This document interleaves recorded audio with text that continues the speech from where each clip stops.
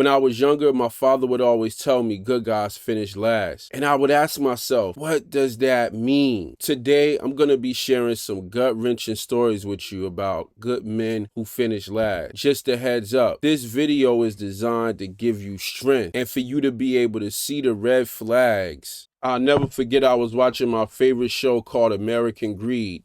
And this particular episode was about a woman that stole millions of dollars from unionized workers in New York City. Many of these men did not realize that they were having their money stolen from them until it was time for them to retire and the money was no longer in their bank account. And the reason why I share that story with you is to say, a phrase that I used to hear all the time is, people don't do what you expect, they do what you inspect.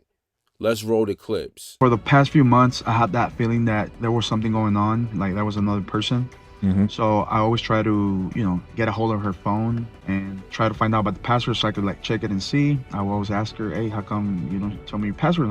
You didn't care about it before, now you care about it. She's like, oh, well, because you're supposed to trust me without me even showing you your phone, this and that. And that would just raise red flags. So the day came this Sunday afternoon, around 3-ish in the afternoon, and she went to walk the dog here in the neighborhood. I happened to be that I wanted to take a shower. I go into the restroom, in the master restroom. I go in the restroom, lock the door, and then someone here trying to get into the shower. I hear like a phone, like a video, YouTube video on the phone just going off. I'm like, whose phone is that? At first I thought it was my daughter's. Then I look around and I saw her phone there. I'm like, wait a minute, her phone is here. I hate my wife. I know what you might be thinking. It was because she was in a vegetable state. No, that was not it. I still love my wife inside of that state and took care of her every single day. I still take care of her every single day.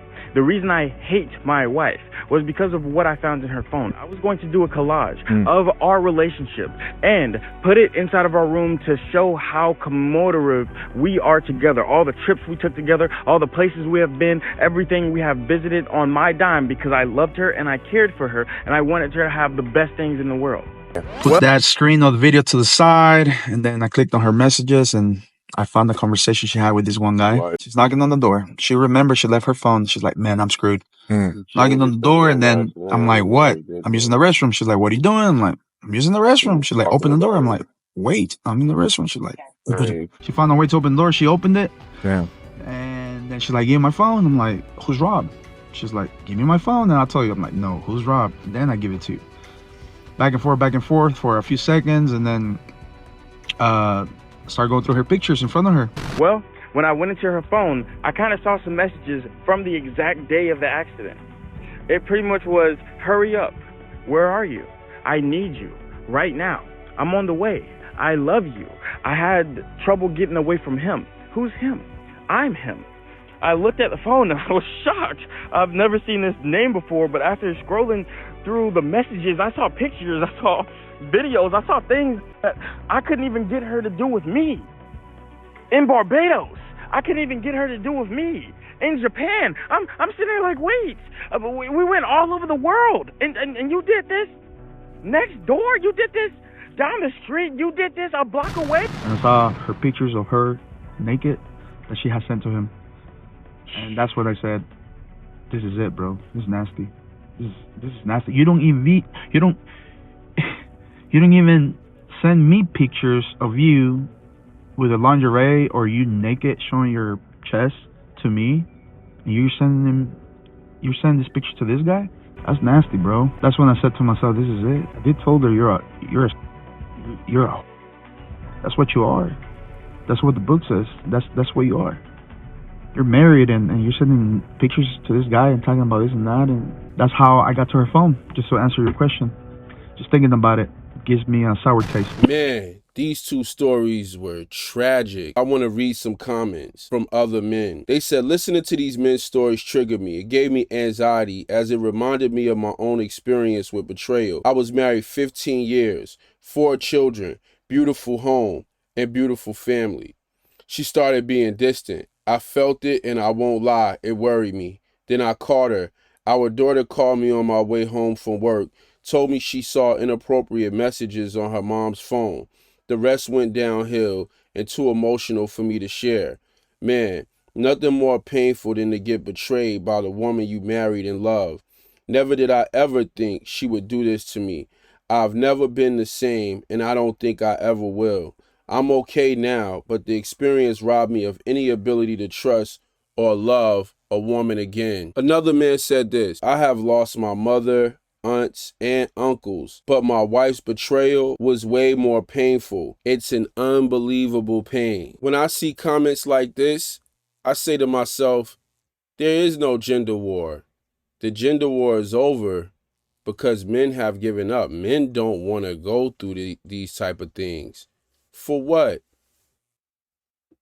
And I think that's one of the issues that a lot of modern day women are having, is that men are not interested in anything that they are bringing to the table. So many women are getting upset with men because they giving up, right? They like, why don't men approach us no more? What happened to chivalry? Where are all the good men? Good men don't want to deal with this type of behavior. Nina, what's going on here?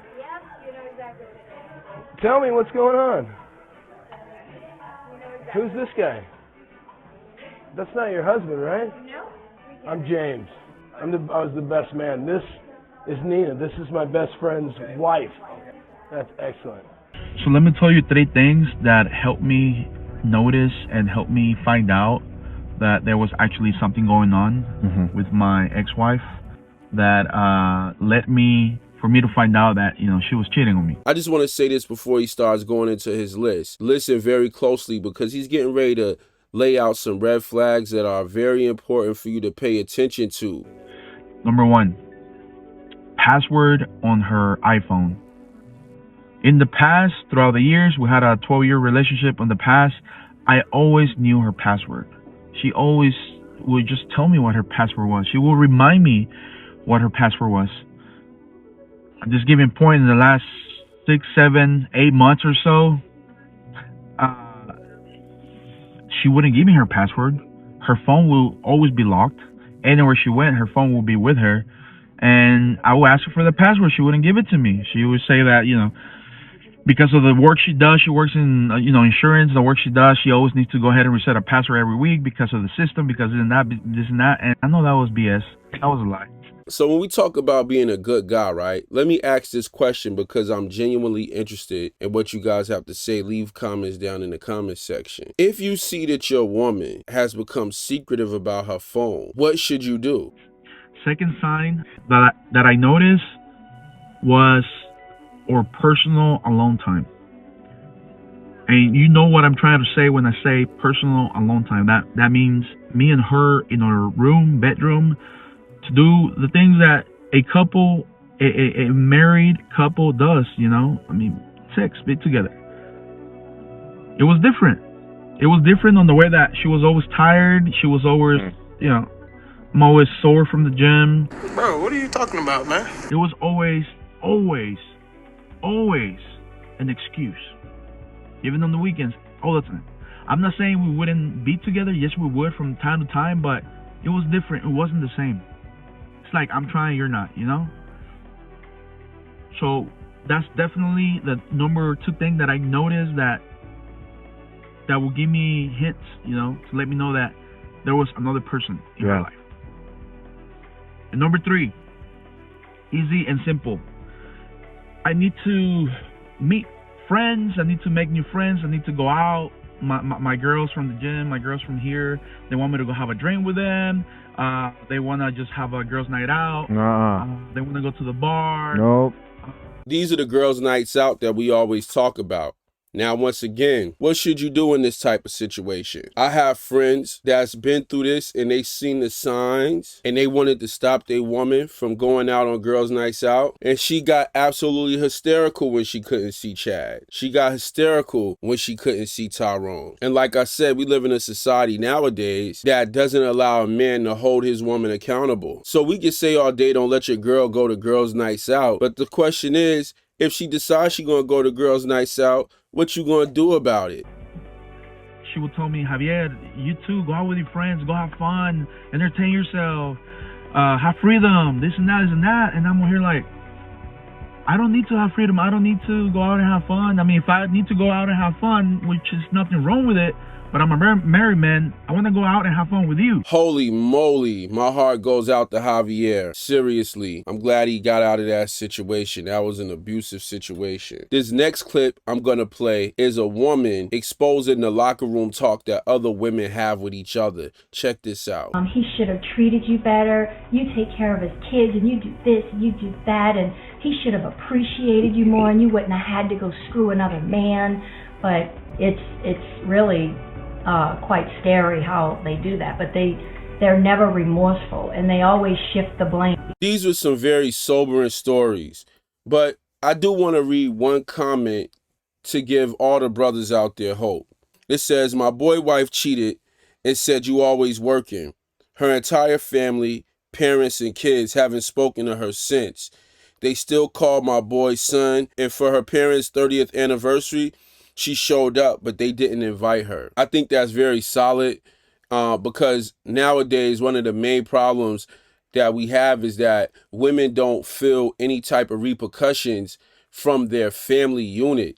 So when they do certain things to men, not only do they have their women that they could go to that's going to give them toxic information, but never going to pay no bills, never going to rub their back, never going to treat them well. They just going to give them toxic information. Single women keep women single. So not only do, women surround themselves around those type of individuals, but also their families tend to be toxic and the women in their families. So to see that this man has in-laws that are willing to hold their daughter accountable for their behavior is a bright spot in a dark place. I only have one solution that I could give you for this type of message, and that solution is awareness. I'll never forget when I was growing up, my father and my uncle got a divorce, but my father and my mother divorced before my uncle did. And my uncle used to always say, me and my wife ain't getting no divorce. Me and my wife different. When I look at a lot of these situations that happen to these good men, one of the reasons that they end up getting blindsided is because they think that they're good men. They don't have anything to worry about because they are good men. And then after situations like this happen, they start to understand men like us. They start to understand men that have this message. But a lot of times they shun the message until they actually go through it. And I'm saying, if you're listening to me right now and you haven't been through this situation, God bless you. But don't shun the message and don't look at your woman and ask her if this is something that she would or would not do to you. Realize that these men were with their woman for 12, 15 years before she broke their family up and decided that she wanted to take the family name and bring it into complete shame. So this is one of those type of things where it's like what they say, it's no honor amongst thieves. So if you a thief, in the back of your mind, you need to understand how thieves operate, all right? You in a marriage, you need to understand how 80% of marriages are operating out here. And if you could be the exception as opposed to the rule, that's cool, but don't get caught sleeping. Hey, if you like this video, I got another great video like this below. Click the link below and go watch my next video. I'll see y'all over there. Peace.